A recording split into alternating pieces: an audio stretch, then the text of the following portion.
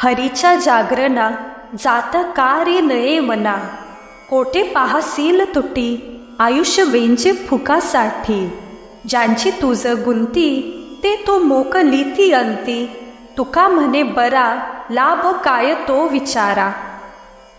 हरीचे नामस्मरण करणे, भक्ती करणे हे तुझ्या मनात का बरे येत नाही?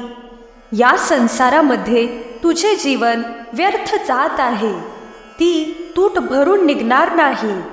ज्यांच्यासाठी तू आपले आयुष्य व्यर्थ घालवित आहेस ते तुला शेवटपर्यंत साथ देणार नाही. तुकाराम महाराज म्हणतात की तू आपल्या जीवनाचे सार्थक कशामध्ये आहे याचा नक्की विचार कर. मानव देह मनुष्य योनी हेच मोक्षाचे द्वार आहे आणि या मनुष्य देहाचे एकमात्र लक्ष हे वैकुंठ धामात जाणे हे आहे.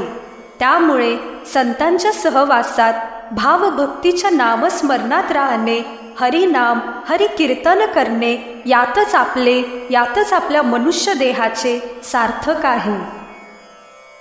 अशाच आध्यात्मिक व्हिडिओंसाठी सबस्क्राईब करा अध्यात्मसार यूट्यूब चॅनेलला.